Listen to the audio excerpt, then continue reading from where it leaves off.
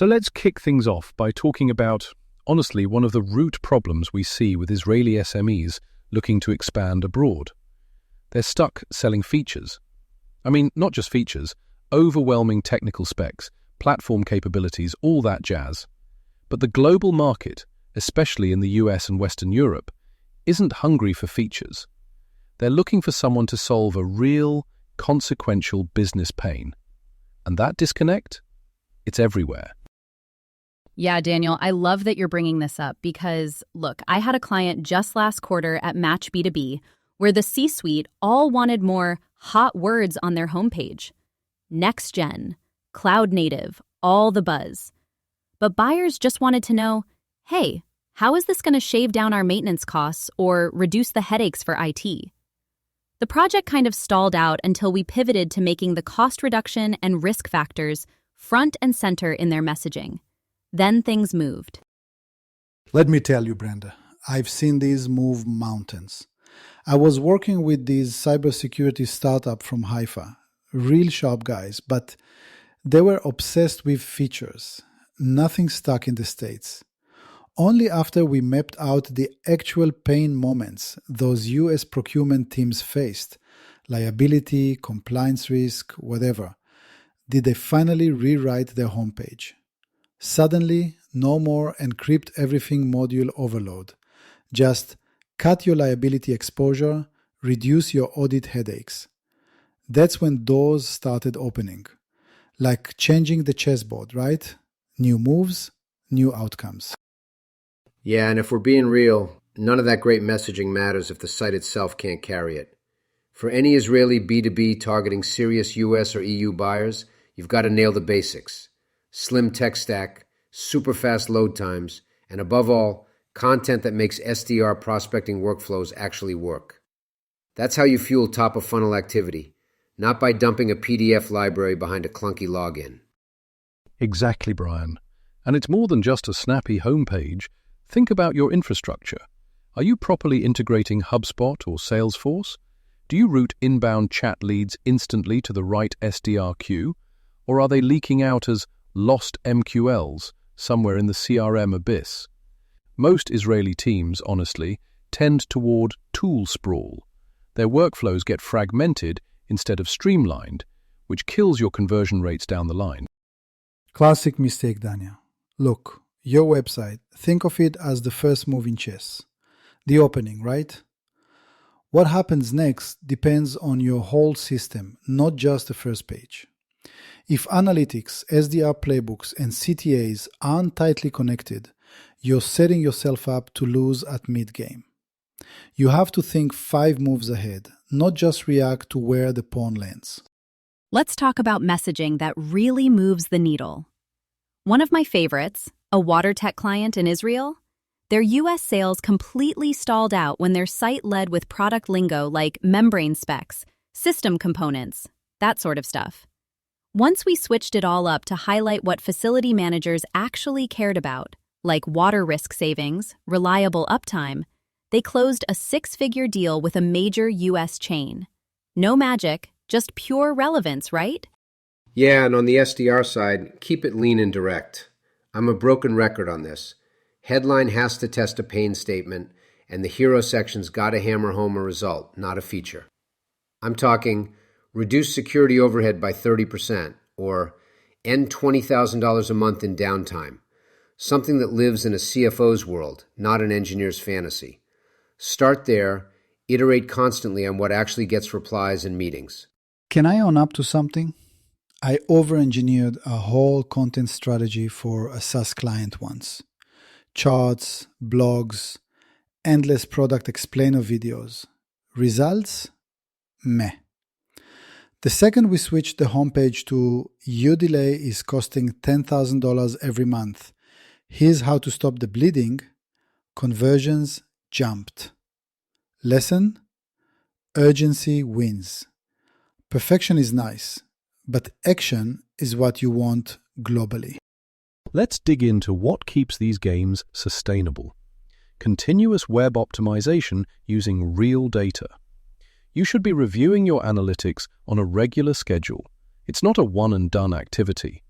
Look at your drop-off points, see which content keeps international buyers engaged, and double down on what's working. Small, iterative improvements add up big time. And don't just guess, right? You got to run A/B tests on headlines, CTAs, value statements. What works for an Israeli buyer can flop with a UK or US exec.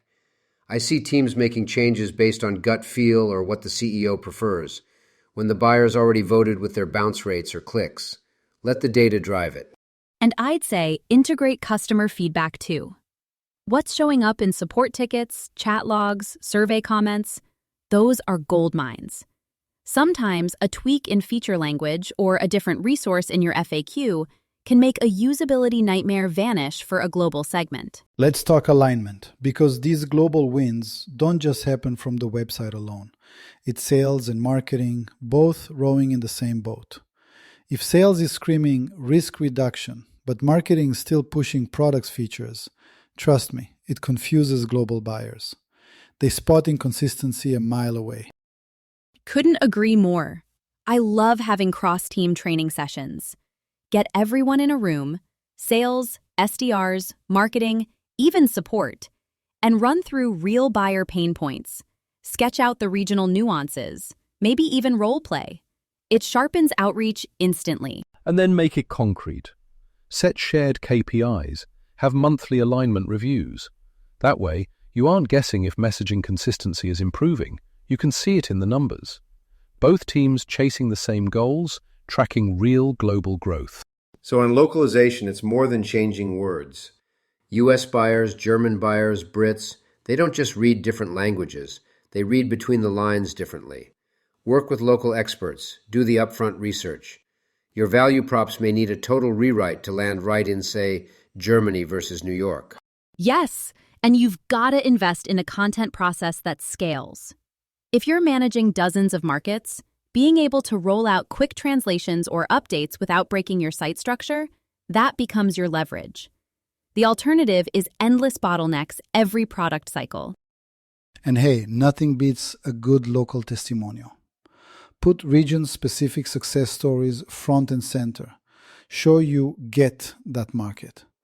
I once had a Japanese prospect tell me the only reason they stuck around until the discovery call was a testimonial from another Tokyo client.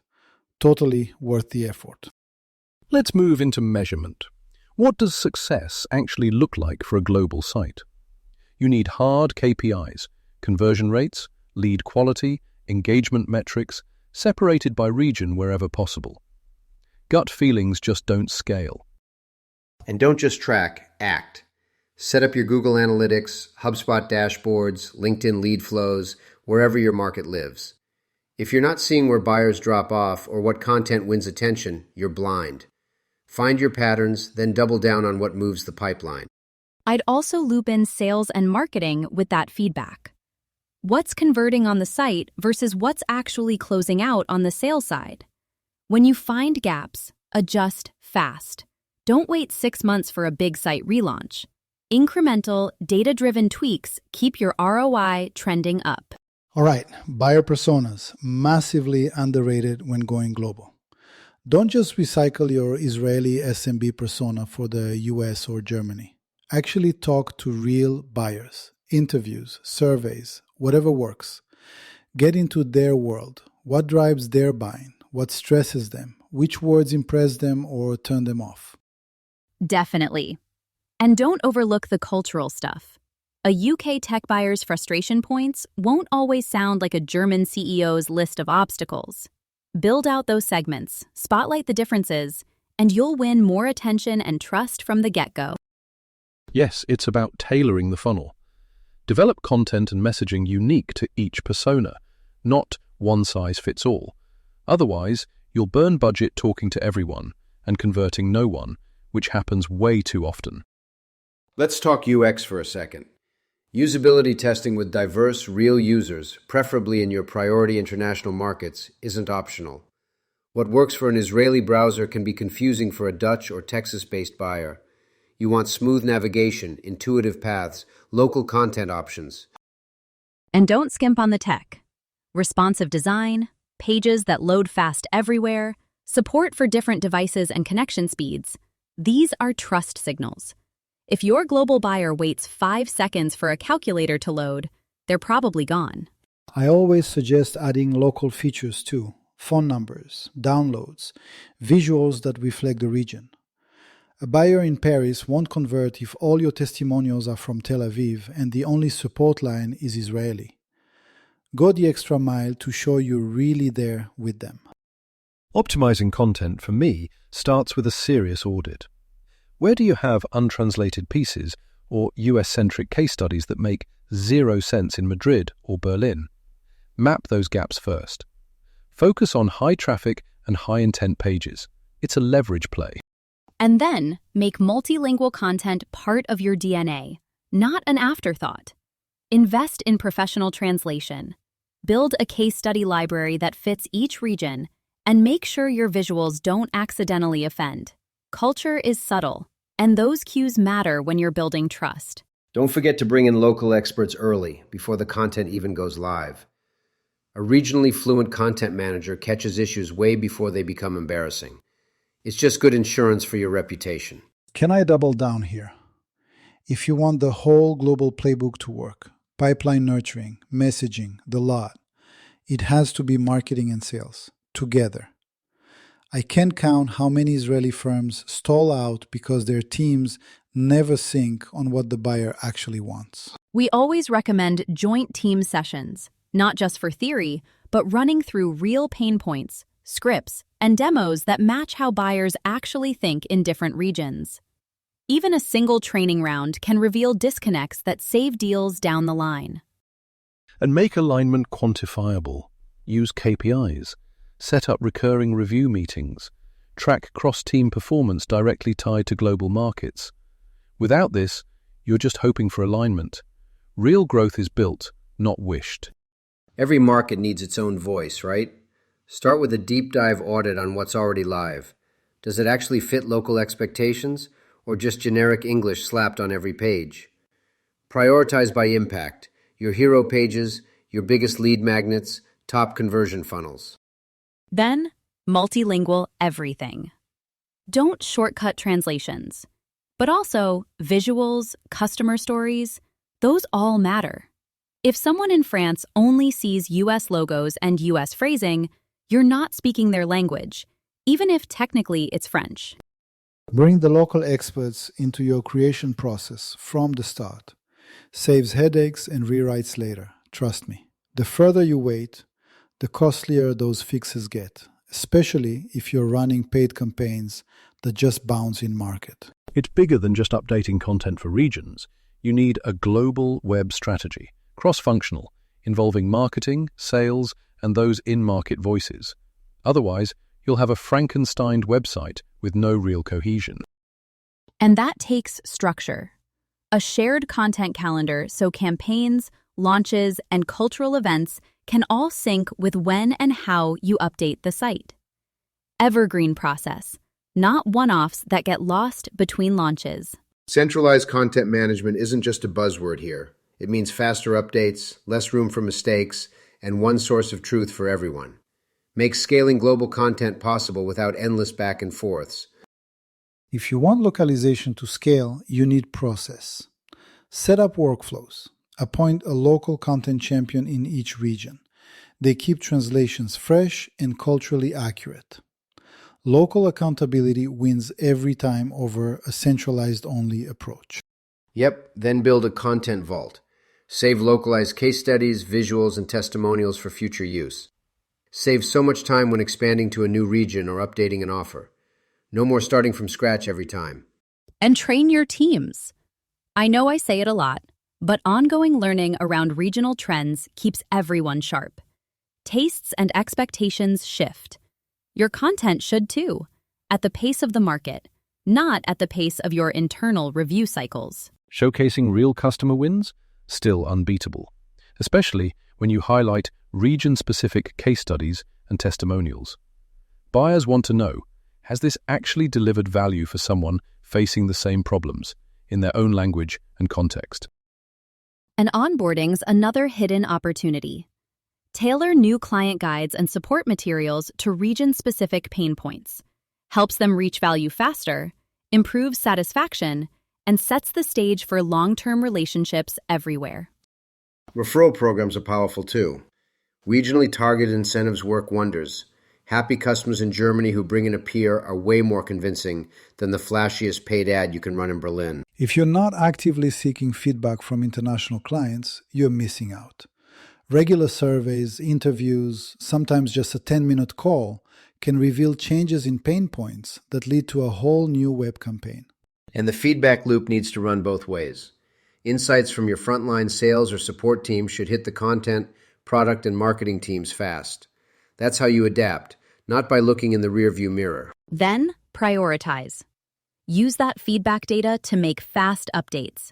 New landing pages, fresh support content, local messaging tweaks, all should happen in weeks, not quarters, if you want to actually keep up with the market. Let me underscore that with a systematic approach. Surveys aren't just nice to have. Schedule them routinely for each region so you catch market shifts before they become problems. Customers' language on what matters, that's a cheat code for relevance. Systematize your feedback loop. It isn't just about product managers. Customer success, SDRs, marketing all need to relay those signals to the core web and content teams. That's how you stay agile while scaling globally. And really use the data. Prioritize the updates that have the biggest impact, especially when several regions are reporting the same friction or missed opportunity. Don't just document, act. You also need real internal alignment, a global website culture built for adaptation. Train every team member, not just web developers, to understand why localization and cultural awareness matter. That's the only way to shift mindset company-wide. I'd add a knowledge-sharing layer. Set up a platform for teams in different regions to swap stories, challenges, even wins. Real best practices emerge from that, and you avoid siloed learning that slows everyone down. And don't forget leadership buy-in. If your execs don't sponsor cultural sensitivity and review cycles, monthly or quarterly, whatever suits, you'll go back to one-size-fits-all at the first resource crunch. Top-down, bottom-up. Works together or not at all. Comprehensive team training is a must. Not just here's how to translate a page, but also the why. What cultural nuances change a buyer's trust? What UX patterns work in Japan versus France? That kind of stuff. Workshops work wonders, especially cross-regional ones. When teams share what's working locally and what's flopping, it raises the bar for everyone. Sometimes you learn more in one workshop than from a stack of dashboard reports. And mentorship goes a long way. Pair regionally experienced folks with new team members. That knowledge transfer is how you keep the quality and standards consistent as you scale. Otherwise, crucial lessons get lost between market launches. If you want this global strategy to endure, you need a plan for the long haul. Build out a roadmap for scalable localization, tech refreshes, and content cycles. Ongoing growth isn't a bonus, it's table stakes in B2B now. And governance too. Assign real ownership, run regular reviews, constantly track KPIs. It prevents strategy drift and ensures improvements get made. No more forgetting about those German or Dutch updates until next year's crisis. Invest in training and professional resources as trends shift. Web and buyer expectations change faster than you think. The teams who keep learning are the ones who outlast their competition abroad. To really nail global scale, bring in a cross-functional squad. Marketing, sales, local experts. Everyone shapes the content direction, not just a lone product marketer back in Tel Aviv. It keeps you aligned with real buyer needs, region by region. Unified content calendars stop redundant launches and scattered updates. Everyone plugs into key dates, so website changes match product and marketing pushes, no matter where the action is. Timing's everything. Don't miss the wave. And centralize your CMS and processes. Makes collaboration smoother, updates faster, and offers that one source of truth you need when juggling markets. It's a sanity saver, trust me. Now, scaling localized content, think efficiency. A centralized hub with clear regional project managers drives speed. Otherwise, you get bottlenecks and missed opportunities. Involve those regional experts early in the review workflow, not just at the final check. It saves time, cuts corrections, and makes sure your localization is on target from the start, not patched on at the end. And automate what you can: version control, content pushes, even review alerts. The less manual and error-prone, the more markets you can cover with the same core team. It's how lean teams stay competitive. Last lap here. Never stop gathering regional feedback. Make surveys and interviews specific to markets, not just one global template. People open up when asked about their unique needs, not a generic "how are we doing" form. And monthly knowledge sharing between sales, marketing, and support keeps those market insights fresh and actionable. Prioritize changes based on what you hear most. That's how you keep improving without losing focus or spreading your team too thin. Let the customer data steer your update roadmap. It's the closest thing to a guarantee for better fit, relevance, and results across every region you're in. Let's close with the big picture. A sustainable approach means keeping one eye on scalable localization, regular content and tech upgrades, and always adapting to fresh global market signals. Set that as your North Star on website strategy. Yeah, and keep your structure tight with clear governance, regular reviews, and KPIs that you monitor often. That helps you spot issues early, instead of scrambling to patch holes a year down the line. Stay humble. Keep investing in your team's learning curve. Markets shift, tools evolve, and global buyers raise their expectations every year. Continuous improvement is the only real insurance for staying ahead. It's like chess, right? 5 moves ahead, always. Well said, Benny. And that brings us to the end of today's episode. There's plenty more we'll unpack in upcoming shows. For now, thanks for joining the roundtable on Real Pain Drives Global Website Wins. Thanks, Daniel. Brian, Benny, great stories. Awesome insights, as always. And to everyone listening, we'll be back soon digging into more real-world B2B challenges and new GTM playbooks. Yeah, can't wait. Thanks everyone for tuning in. Reach out with your own stories. We love hearing from you. Toda rabba, everyone, or just a big thanks. Until next time, take care.